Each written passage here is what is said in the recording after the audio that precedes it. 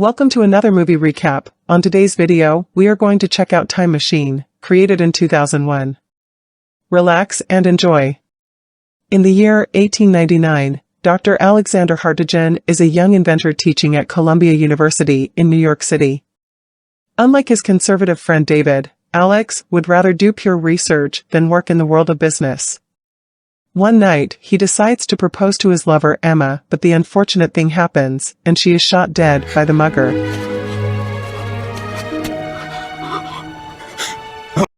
For years pass by, and Alex devotes himself in creating a time machine in order to go back in time. David comes by to try and get him out of his lair, since he hasn't been able to live full after the death of his lover. They later schedule a dinner meeting. Alex gets back to work, and in time, he is able to complete his creation and launch his time machine, going back to the day his lover Emma was murdered. On returning, Alex meets Emma, and is overjoyed. He gets her out of the park as he is convinced that she is out of danger. Later on the night, she requests for flowers. As Alex is buying her some flowers, a bunch of runaways horses runs over her, killing her on the spot. Alex realizes that he can't change the past, and no matter what he tries, his lover would end up dying, so he decides to go into the future to look for answers on how he can change the past. Distraught, Alex travels forward in time to 2030 to discover if science has been able to solve his question of how to change the past, thus determining whether Emma's life can be saved. At the New York Public Library, a holographic librarian called Vox 114 insists that time travel is impossible. So Alex continues into the future until 2037, when the accidental destruction of the moon by space colonists renders the Earth virtually uninhabitable.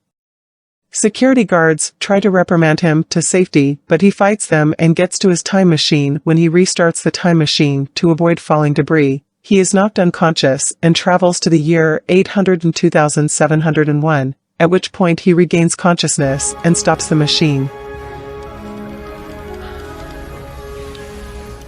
By now, the human race has changed to a primitive lifestyle.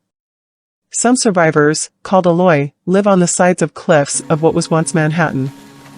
Alex is nursed back to health by a woman named Mara, one of the few Aloy who speak English. One night, Alex and Mara's young brother, Kalen, dream of a frightening, jagged-toothed face, of which Mara explains that everyone has almost the same dream as them in the village. Mara takes Alex around and shows him of the remains of the past, and how they use them to learn English, which is referred to as Stone Age. Mara takes Alex back to his time machine and advises him to take his little brother with him.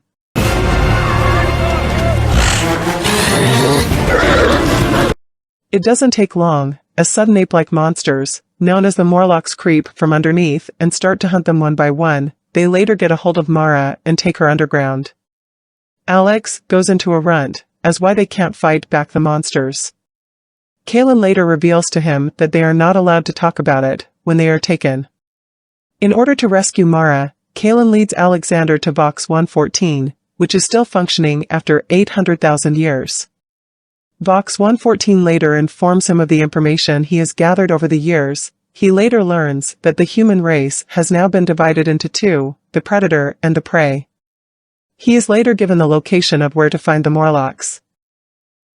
As he is making his way underground, he falls into a deep of human carcasses. He is horrified by what he is surrounded with. His commotions leads to his capture, where he is taken to meet the leader known as Uber Morlock, where he finds Maya caged up in a cell. As both are engaging in a conversation, the Uber Morlock tries to explain his tribe actions, and how the two races came to be, and how different species adapted to the moon aftermath. The Uber Morlock then reveals the reason why Alexander cannot alter Emma's fate. He is caught in a temporal paradox. Since Emma's death was the prime factor that drove him to build the time machine, he cannot use the machine without her death being incorporated into the timeline, as otherwise he would have had no reason to build the machine in the first place. The Uber Morlock also states that the Morlocks would not exist without those like Alexander in their quest for science and technology. Alexander learns that the Morlocks were people who chose to stay underground after the moon collapsed, and the Aloy were those who chose to brave the fallout and continue living above ground. The Morlocks hunt and feed on the remaining alloy, and they seem to be the dominant species.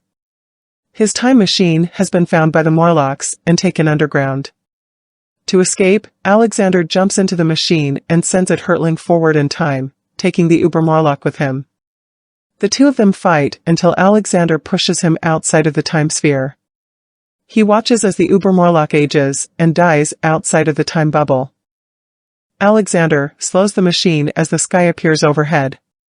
He has traveled to the year 635,427,810 AD, and the landscape is now a desolate wasteland, completely dominated by the Morlocks. Finally, accepting that he can never save Emma, Alexander travels back in time to rescue the trapped Mara. After setting her free and before escaping, he sets the time machine to travel to the future and uses his pocket watch to jam the controls, causing it to malfunction and explode, creating a time distortion stream. Alexander and Mara escape just as the explosion kills off the Morlocks. Trapped in the future, Alexander resolves to build a new life for himself with Mara. He begins to rebuild civilization, Box telling the alloy the stories in his memory.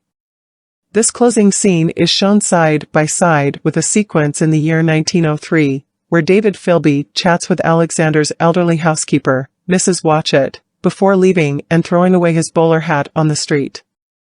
Thank you for watching.